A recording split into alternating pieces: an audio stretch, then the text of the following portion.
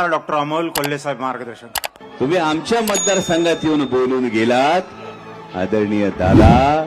उद्या अमोल कोल्हे सभेला बारामतीत आहे आणि जे उत्तर मिळायचंय ते बारामतीत येऊन उत्तर देतो. तुम्ही अमोल कोल्हेविषयी बोललात. 2019ला आपल्या सत्सद विवेक बुद्धीला स्मरून आता मी स्वतः बोलतोय, काळजी करू नका. आदिशक्ती तुळजाभवानी, उभ्या हिंदुस्थानचा आराध्य दैवत छत्रपती शिवाजी महाराज आणि छत्रपती शिवाजी महाराजांनी या महाराष्ट्राच्या मातीतल्या माणसाला जगावं कसं हे शिकवल्यानंतर याच मातीतल्या माणसाला शेवटच्या श्वासापर्यंत स्वाभिमानानं लढावं कसं हे शिकवणारे छत्रपती संभाजी महाराज यांच्या पवित्र स्मृतींना अभिवादन करतो. आज बारामतीचा इतिहास घडवू पाहणाऱ्या या सभेसाठी मंचावर उपस्थित असणाऱ्या आमच्या लोकसभेतल्या नेत्या, महासंसदरत्न खासदार सुप्रियाताई सुळे, संसदेतले आमचे सहकारी धैर्यशील भैया मोहिते पाटील आणि संपूर्ण व्यासपीठ आणि आता बारामतीचा नवा दादा युगेंद्र दादा पवार, बारामती विधानसभेचे. मी महाराष्ट्रभर फिरताना मला सगळ्यांनी सांगितलं, डॉक्टर, मतदानाची तारीख नोव्हेंबर 20, निकाल लागणार नोव्हेंबर 23 आणि घरी पाठवायचे शिंदे, अजितदादा आणि फडणवीस. हे मी नाही, अख्खा महाराष्ट्र म्हणतोय. म्हणजे इथं जो बॅनर लागलाय, लोकसभेला जर आदरणीय शरदचंद्रजी पवार साहेबांची लाट असेल तर विधानसभेला सुनामी आली, सुनामी. आणि महाराष्ट्राने ठरवलंय, परवा माननीय अर्धे उपमुख्यमंत्री तिकडे आमच्याकडे येऊन शिरूर लोकसभा मतदारसंघामध्ये येऊन बोलून गेले आणि तवाच सांगितलं, ऐसा नहीं चलेगा, जवाब मिलेगा और करारा जवाब मिलेगा.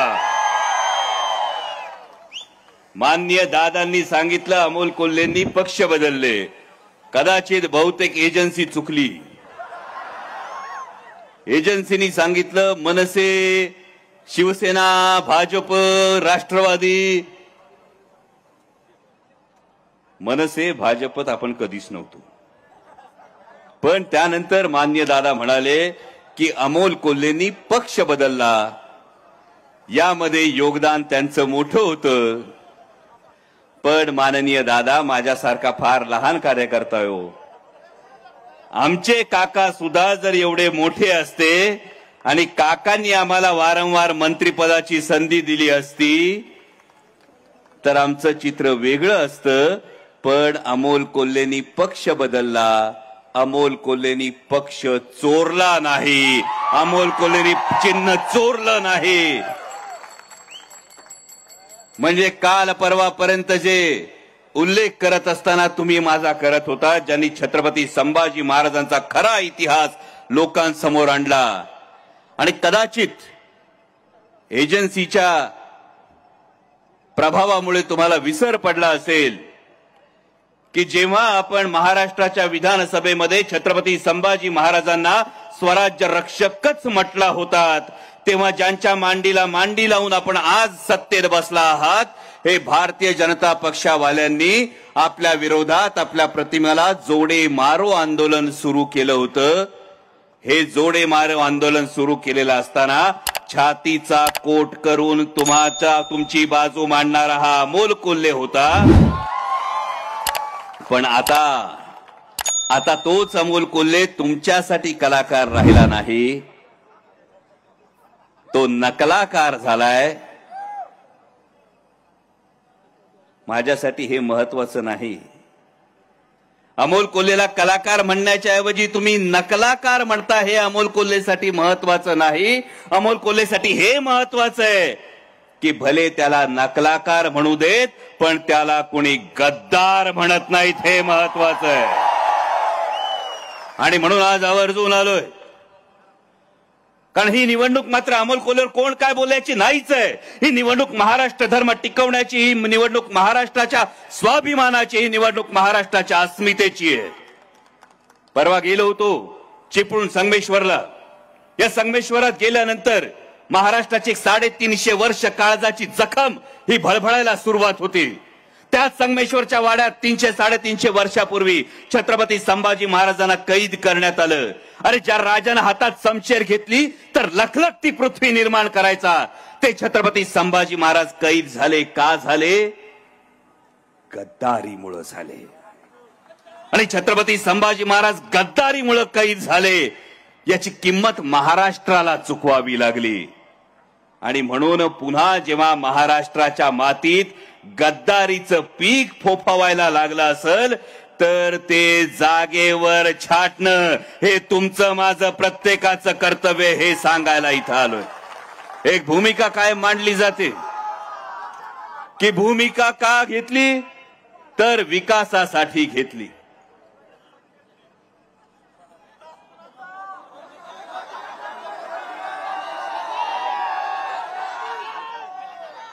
आता मला काल सल्ला दिला होता, बाबा चष्मा तपासून बघ.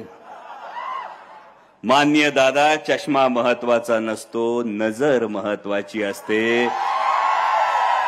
आणि महाराष्ट्र तुम्हाला कोणत्या नजरेनं पाहतो याचं आत्मपरीक्षण करणं महत्वाचं असतं. तुम्ही सांगितलं जाकीटाचा रंग गुलाबी नाही, जांभळा आहे.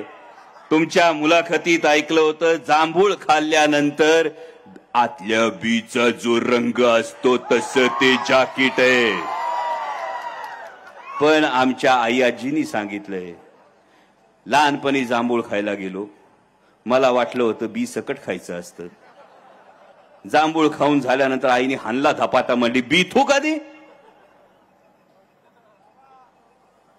जर जांभूळ खाल्ल्यानंतर बी खायची नसती, ती टाकून द्यायची असती, तर त्या बीचा जो रंग असतो तो तरी कशाला आपलासा म्हणायचा, हे सगळ्यात महत्वाचं आहे.